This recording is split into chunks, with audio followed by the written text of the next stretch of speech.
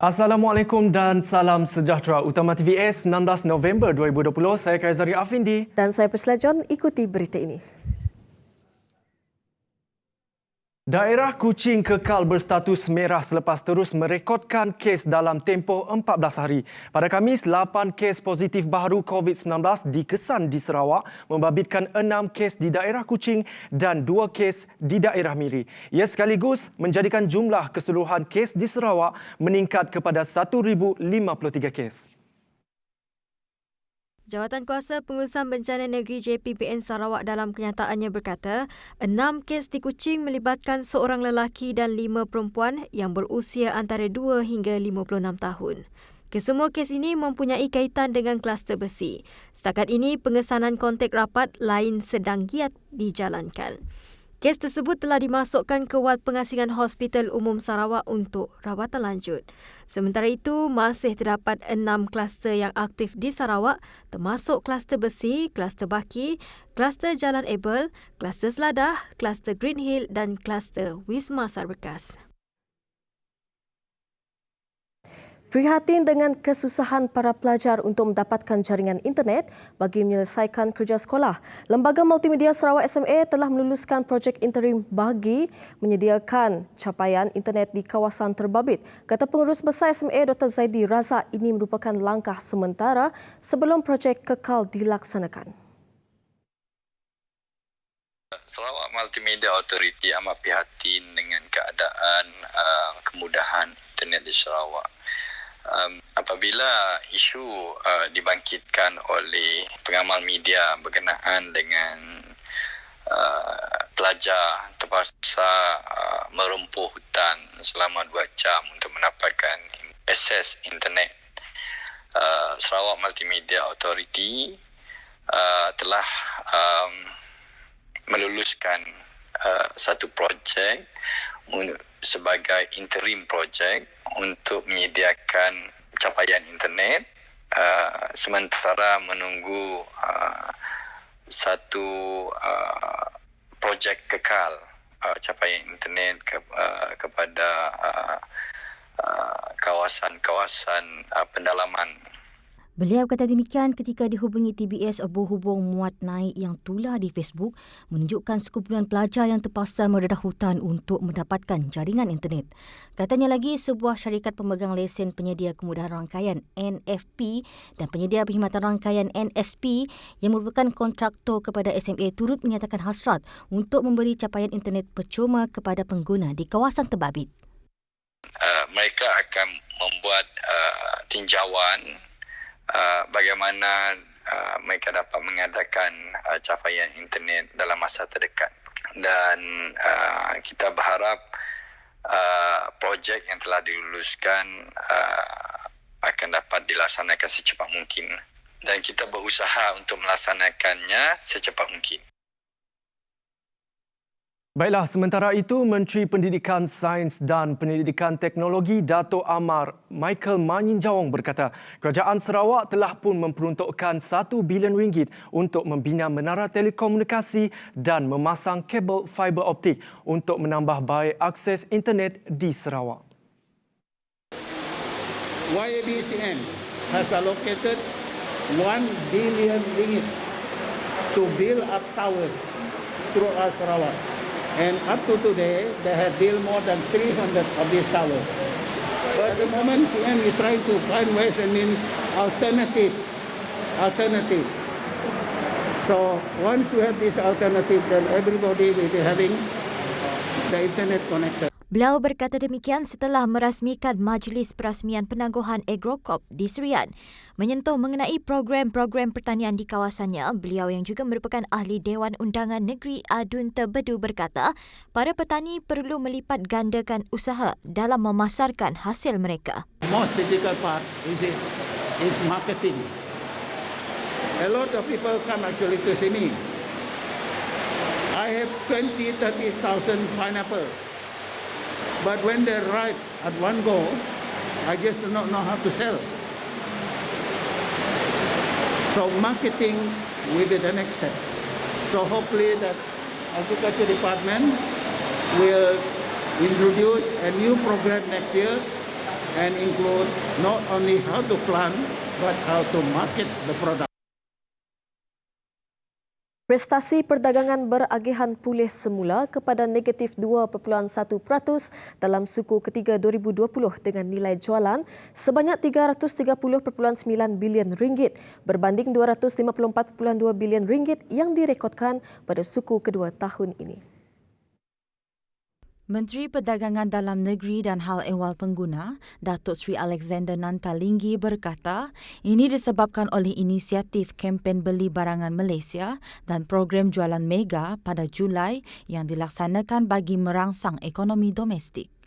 Beliau berkata demikian menerusi webinar secara langsung Facebook semasa Majlis Perasmian Kolokium Perdagangan Beragihan 2020 pada Khamis.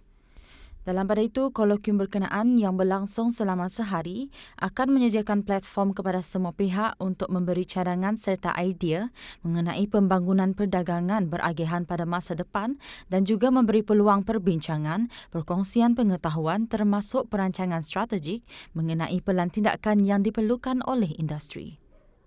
Nanta berkata COVID-19 telah memberi kesan ketara kepada perdagangan beragihan dalam banyak aspek yang mana ia menyebabkan model perniagaan dan struktur ekonomi berubah dengan mendadak. Trend pendigitalan telah pun bermula sejak 5 tahun lepas tetapi tidak ada satu keadaan yang berjaya memacu proses berkenaan sehinggalah pandemik berlaku dan COVID-19 telah mempercepatkan perubahan struktur ini ke tahap seterusnya.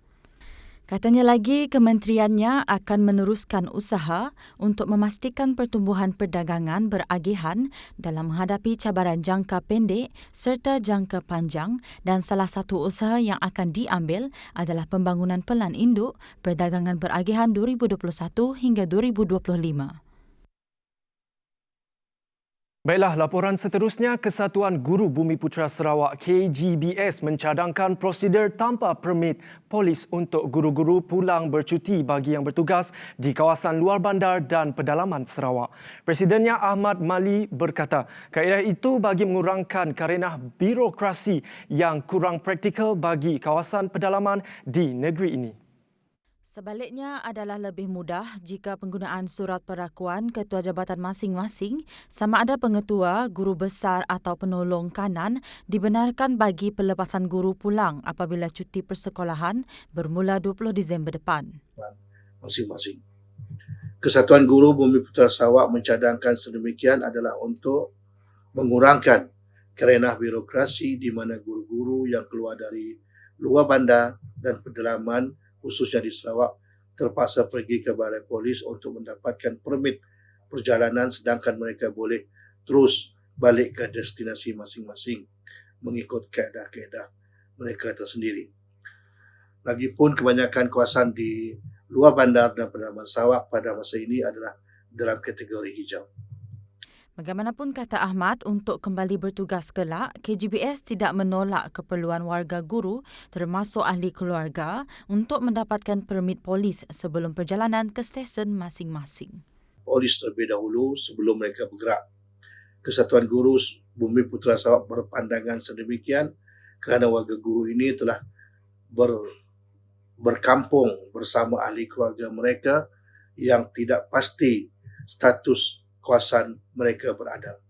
Tambahan pula, semasa bercuti sudah pasti kawasan kampung halaman mereka berdekatan dengan balai polis. Justru keadaan ini mungkin tidak menyusahkan guru-guru berkenaan. Keadaan ini berbeza dengan suasana mereka keluar dari luar bandar dan pedalaman untuk balik ke kampung masing-masing. Pada 16 November lalu, Menteri Kanan Keselamatan Datuk Seri Ismail Sabri Yaakob dalam kenyataannya berkata, kerajaan sedia menimbang untuk membenarkan guru dari Semenanjung yang bertugas di Sabah serta Sarawak dan sebaliknya pulang ke kampung memandangkan sesi persekolahan secara bersemuka dijadualkan hanya bermula awal tahun depan. Menurutnya, perkara itu akan dibincangkan dengan Polis Diraja Malaysia PDRM. Bertemu kembali. Seramai 408 penduduk dari 12 buah kampung di Marudi yang terjejas akibat banjir telah menerima bantuan wang ihsan.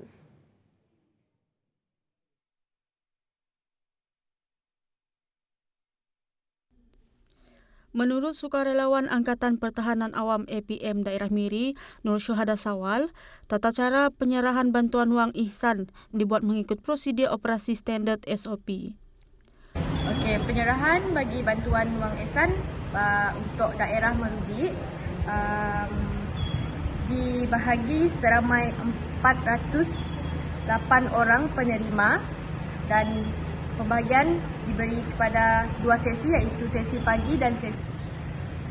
Semua program telah berjalan dengan lancar mengikut SOP yang telah ditetapkan seperti jaga jarak, memakai topeng muka, suhu badan dan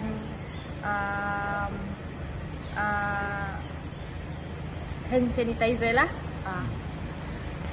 Bagi program ini, anggota yang terlibat seramai 28 orang termasuk 2 pegawai anggota pertahanan awam.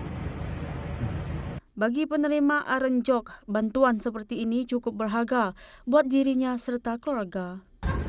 Ya, aku arenjok manluk pane. Aku bara dulu terima kasih mendah bantuan kami beli. Harap sente teman-teman. Maaf. Terima kasih untuk kerajaan kita yang sudah prihatin dengan kesusahan kami di kampung lah. Saya di sini pun wakil mak saya mengambil bantuan ini. Terima kasih.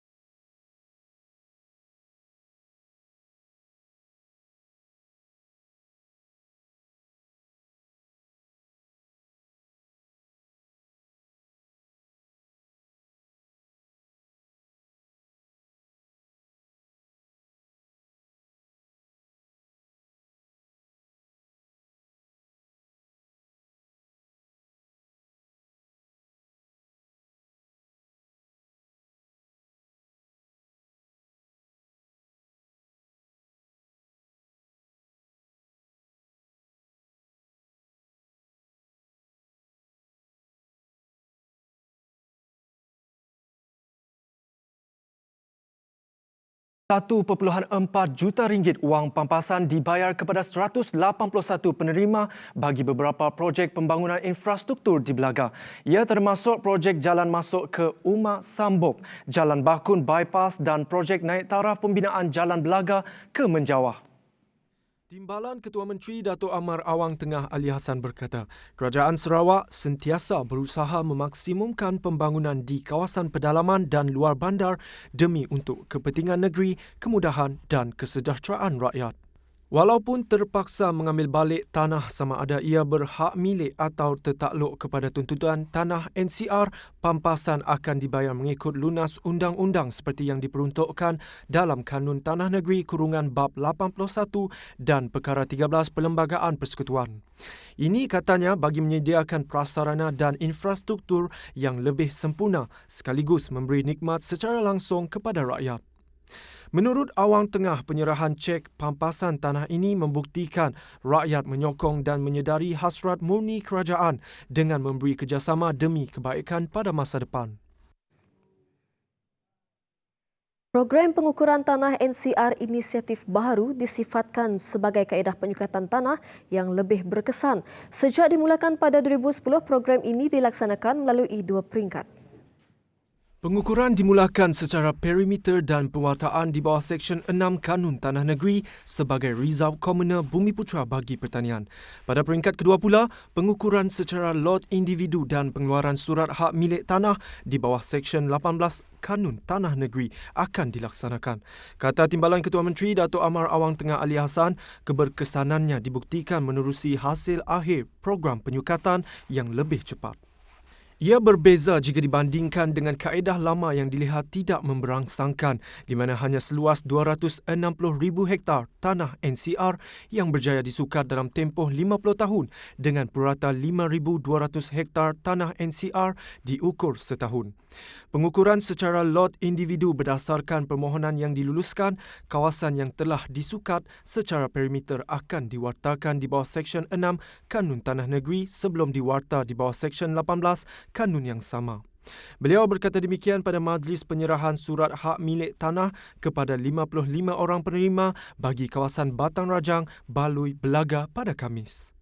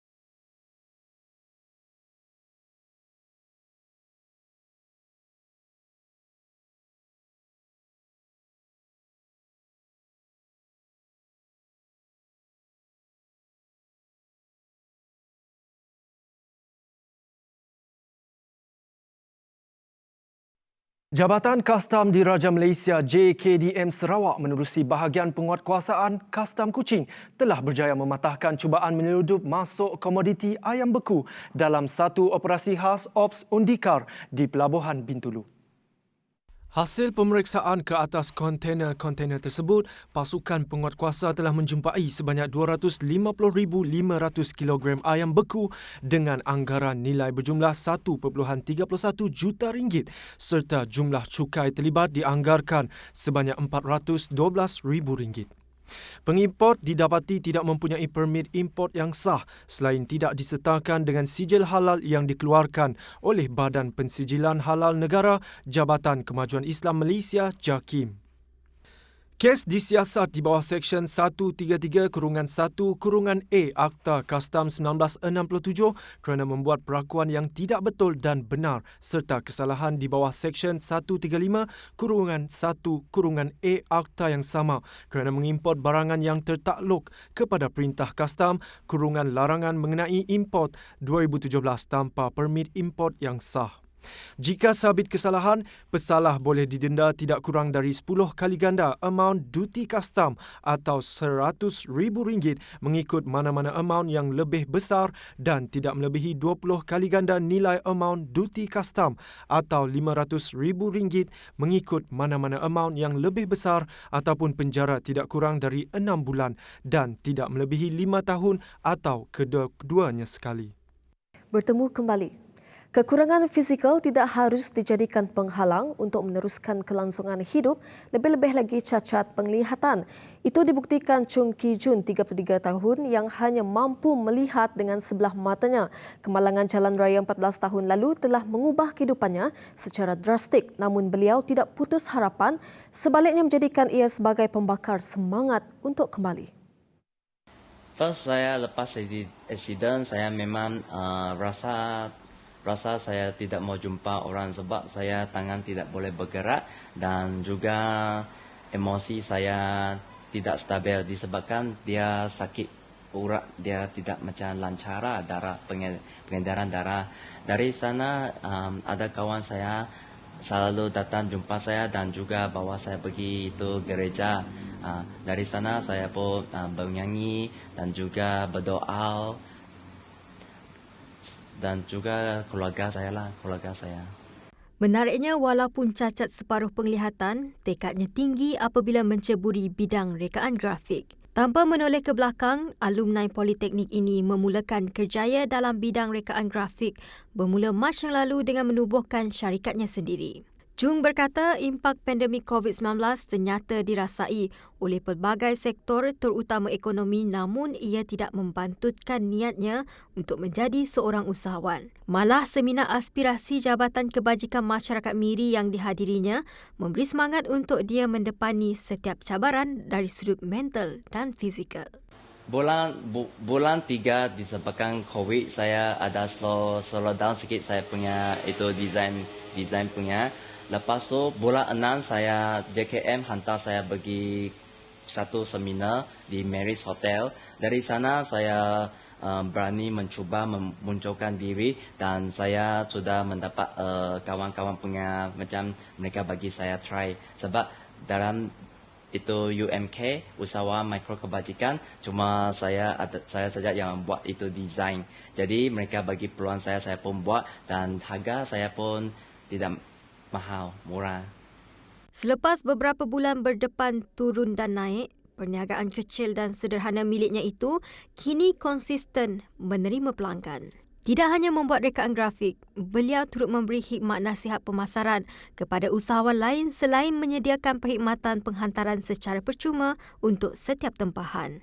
Apa yang penting katanya, jangan mudah mengalah walaupun berdepan ujian dan dugaan. Sebaliknya, ambil ia sebagai suntikan semangat untuk terus berjaya. Penganjuran kejohanan lumba basikal Litwer di Langkawi LTDL 2021 dibatalkan. Perkara itu disahkan oleh Persekutuan Kebangsaan Berbasikal Malaysia PKBM. Bagaimanapun penganjurannya akan dijadualkan semula tahun berikutnya. Presiden PKBM, Dato' Abu Samah Wahab berkata, keputusan berkenaan dicapai secara sebulat suara ketika mesyuarat khas yang membabitkan pelbagai pihak termasuk Kementerian Belia dan Sukan KBS. Sebagai pemegang hak penganjuran LTDL, pihaknya akan memberi penjelasan terperinci kepada Kesatuan Berbasikal Antarabangsa UCI dengan kadar segera. Ia bagi memudahkan semua pasukan yang sudah menerima jemputan untuk mengambil tindakan susulan. Sementara bagi pasukan yang mengambil bahagian dalam kejohanan elit Asia itu, menerima keputusan tersebut dengan hati terbuka. Menurut pengurus tim Sapura Cycling TAC Sayuti Zahid, walaupun berat untuk diterima tetapi perihal keselamatan dan kesihatan awam perlu diutamakan dengan kepentingan bersama. Kata Sayuti, keputusan disifatkan wajar ketika dunia masih berdepan penularan wabak pandemik COVID-19. Malah kejohanan tua di Taiwan UCI 2.1 juga telah dibatalkan atas sebab sama. Sedikit perkembangan sukan, Mohamed Salah akan terlepas 3 perlawanan bersama Liverpool selepas didapati positif COVID-19 buat kali kedua. Penyerang The Reds itu sebelum ini berharap dapat kembali ke Merseyside semalam selepas dikuarantin seminggu di Mesir. Tetapi ujian calitan kemarin menunjukkan dia masih dijangkiti virus berkenaan.